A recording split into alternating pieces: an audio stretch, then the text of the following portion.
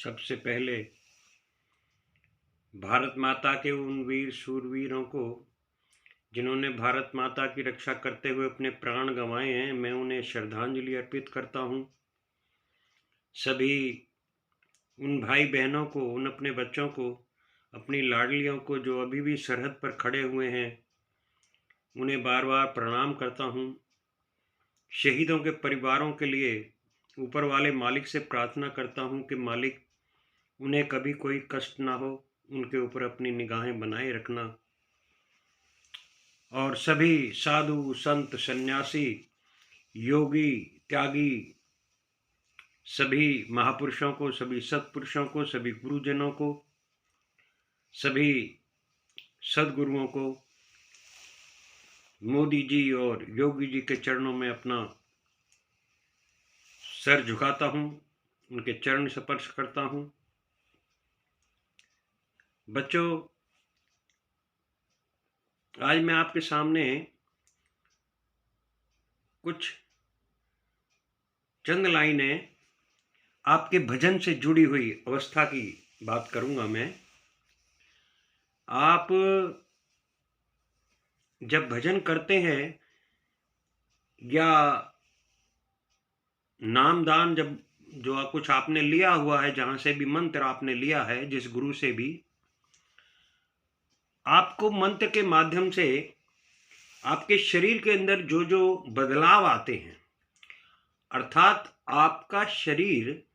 जब भजन की किसी अवस्था को प्राप्त होना शुरू कर देता है, तो आपके शरीर के अंदर कई जीवों को, कई हमारे बच्चों को, कई हमारी बहनों को, भाइयों को पता नहीं लग पाता कि हमारे शरीर में अब कुछ किस किस्म की क्रियाएं हो रही हैं जो आपकी एनर्जी को रीजनरेट करती हैं, आपके शरीर में जो ताकत देती हैं, जो आपके शरीर को एक नई ऊर्जा प्रदान करती हैं, उनका आपको कैसे अनुभव हो, कैसे अनुभूति होती है। तो मैं इस पे चर्चा करूंगा थोड़ी सी, आप ध्यान लगाएंगे और फिर मैं कोशिश करूंगा एक दिन आपको कि आपको भजन के ही माध्यम से यहां जो आपकी भृकुटी है, जो तीसरी आंख है, उस तीसरी आंख का आकार क्या है और तीसरी आंख किस तरीके से काम करती है। तो पहले आज हम इसकी जो भजन की जो सही मायने में प्रवेश का है, जहां से आप ये कह सकते हैं कि अब आपका भजन शुरू हो गया है, आपके भजन की शुरुआत अच्छी तरीके से हो चुकी है, उस अवस्था को आप कैसे जानें। गुरुजन तो आपको बता ही देंगे, बशर्ते कि आप उनसे प्रश्न करेंगे, बशर्ते कि आप उनसे सत्संग करेंगे। सत्संग का मतलब है संवाद। एक तो सत्संग होता है साधु संतों के साथ, किसी भी संत के, सन्यासी के, योगी के या ब्राह्मण के या विद्वान पुरुष के साथ करना। एक होता है संवाद अपना गुरु और शिष्य का संवाद। कई बार गुरुओं से कुछ कमियां रह जाती हैं, गुरु प्रमाणिक नहीं होते, हम लोग उनकी वाणी के ऊपर भरोसा करके, क्योंकि उनके ऊपर, उनकी जिह्वा के ऊपर सरस्वती माँ का वास होता है, लेकिन उनमें वो क्वालिटीज नहीं होती। एक्सप्लेनेशन तो अच्छी कर लेते हैं वो, लेकिन उनमें वो चीज नहीं होती जो साधु या संत या सन्यासी, योगी या त्यागी जो पुरुष हैं वो उसको प्राप्त कर पाते हैं, तो वो चीज उनको पता नहीं लगती। तो मैं आज इसके ऊपर दो चार लाइनें आपको बहुत सहज तरीके से समझा रहा हूं कि जब आपका भजन सही मायने में शुरू होगा तो आपके शरीर में कभी कभी आपके रोंगटे खड़े होने शुरू हो जाएंगे। रोंगटे खड़े होने के साथ साथ आपको फरेरियां भी आनी शुरू हो जाएंगी। तो आप समझ लीजिए कि आपका भजन शुरू हो गया है और आपके भजन ने अपनी नेचुरल रिसोर्सेस, जो नभ, नीर, समीर, धरा और अग्नि, अर्थात जल, वायु, अग्नि, पृथ्वी और आकाश से जो हमारी नेचुरल रिसोर्सेज हैं, हमारी ताकत की, और जो इतने बड़ा भंडार हमें मालिक ने दिया है, जल अथाह है, हवा अथाह है, आसमान अथाह है, पानी अथाह है, अग्नि सूर्य प्रकाश अथाह है आपके पास। तो ये जो सारी चीजें हैं, जब ये आपको हील करना शुरू कर दें, जब ये आपके एनर्जी को बढ़ाना शुरू कर दें, तो आपके अंदर आपके शरीर की फ्रीक्वेंसी, या आपके अंदर इलेक्ट्रॉनिक वेव्स, या आपके शरीर के अंदर रोंगटे खड़े हो जाना, या आपके शरीर में एक किस्म से फरफरेरी सी आना। एक तो ये यहां से आप समझ लेना कि आपका भजन शुरू हो गया है, और आपको नेचुरल, जो कुदरती, जिसे हम शिव शक्ति कहते हैं, जिसे हम यूनिवर्सल लाइफ फोर्स कहते हैं, जिसे हम लाइफ फोर्स कहते हैं, जिसे हम शक्ति कहते हैं सही मायने में, या जिसको ओज भी कह सकते हो, जिसको तेज भी कह सकते हो, जिसे इंग्लिश में ऑरा कहते हैं, वो आपको अब ओरिजिनल तरीके से हील कर रहा है, आपको पर्याप्त मात्रा में मिल रहा है। एक तो इसकी ये पहचान है कि आपके रोंगटे खड़े होने शुरू हो जाएंगे। नंबर 2, आपकी आंखों से उस आत्मा का परमात्मा के प्रति जो प्रेम है, अर्थात आपके अंतःकरण में जो आत्मा परमात्मा रूप से स्थित है, या जो परमात्मा आपकी आत्मा रूप से जो आपके शरीर में स्थित है, जब वह उसका यह जानना शुरू करती है कि मैं तो कहीं दूसरी जगह का अंश हूं, मैं कोई और अंश हूं, लेकिन मैं अपने आप को भूल बैठा हूं, जब वो उसको पाना शुरू करती है, जब उसकी तरफ वो चलना शुरू करती है, अर्थात जब भजन शुरू होता है, जब आप उसकी परिवेशिका में जाते हैं भजन की में, आप 2 घंटे भजन पे बैठते हैं, मन आपका 1 मिनट भी नहीं ठहर पाता, तो आपका भजन नहीं हुआ। भजन का होना ही तब शुरू होता है जब आप अपने आप को 2 घंटे बैठे और 2 मिनट अपने आप को भजन में पाएं, अर्थात आपको ऐसा लगे कि अब आपका शरीर कुछ और है, और जो तुम स्वयं देख रहे हो, एहसास कर रहे हो, वो कुछ और है। तब आपके शरीर में अश्रुपात, आपकी आंखों से आंसू निकलना शुरू हो जाए कि अब आत्मा परमात्मा से मिलने के लिए विरह की अवस्था में है। आपकी आत्मा परमात्मा से मिलने के लिए बेचैन है, तो आपकी आंखों से आंसू निकलने शुरू हो जाएं, बहने शुरू हो जाएं, तो समझ लेना कि आपका भजन शुरू हो गया। नंबर 3, अगर कई बार बोलते हुए जब भजन कर लेता है जी, भजन करने के बाद भी जब बोलते वक्त किसी ऐसे जीव को देख ले जो दुखी हो,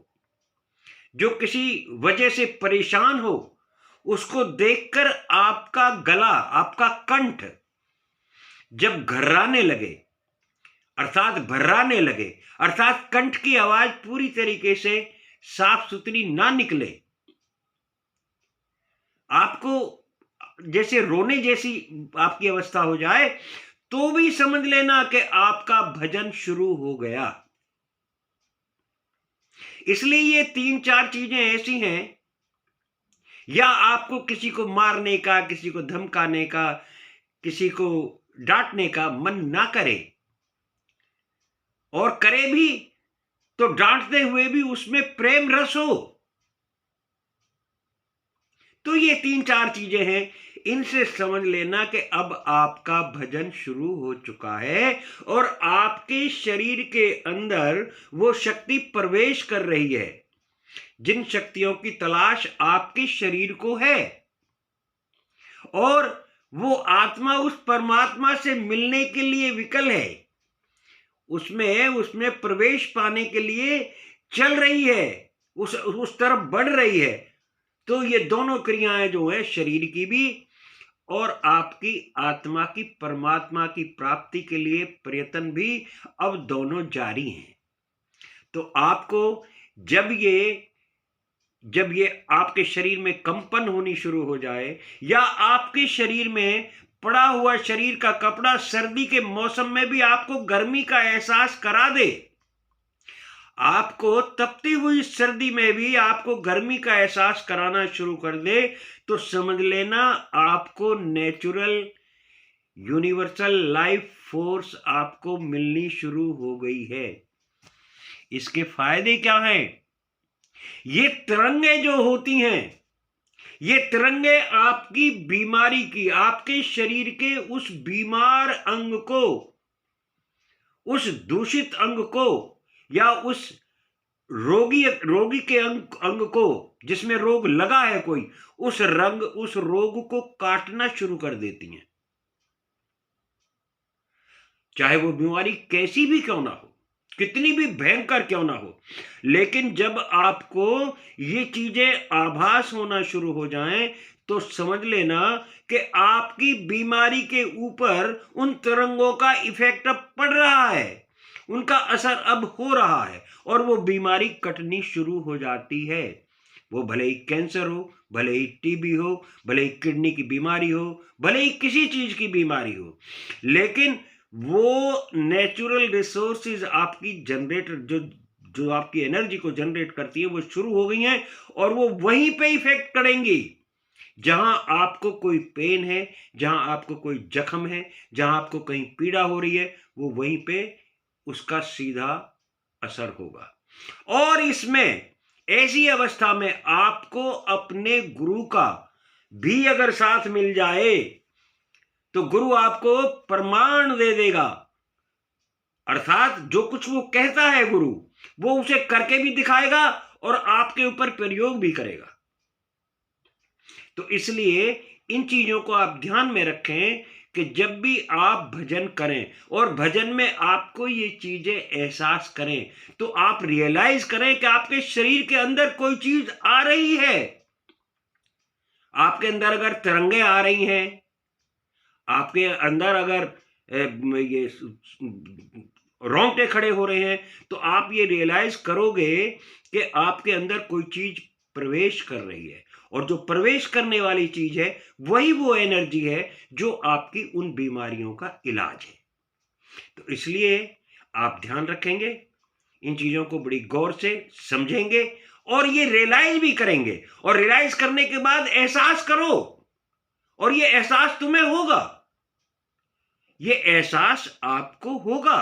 कि आपके शरीर के अंदर कोई चीज प्रवेश कर रही है, आपके शरीर के अंदर कुछ चेंजेस आ रहे हैं, कुछ बदलाव हो रहे हैं, आप पहली जैसी अवस्था में नहीं है। जब आप ये महसूस करेंगे कि आप पहली जैसी अवस्था में नहीं है, तो समझ लेना आपके शरीर के अंदर कोई ना कोई चीज है जो ईश्वरीय शक्ति है, वो प्रविष्ट कर रही है, प्रवेश कर रही है, और वो आपकी उसी बीमारी को सबसे पहले नोक पे रखेगी, सबसे पहले उसी का क्लेश काटेगी जहां वो बीमारी है। इसलिए कुछ बच्चे ऐसा प्रश्न करते हैं कि गुरुजी, अब तो हमारे शरीर में ना गर्मी आ जाती है, हमारा शरीर हीटअप हो जाता है। तो ये कंफ्यूज होने की अवस्था नहीं है, ये शरीर का हीटअप होना ही तो आपको एनर्जी प्रदान होना है। इसलिए आप जब भी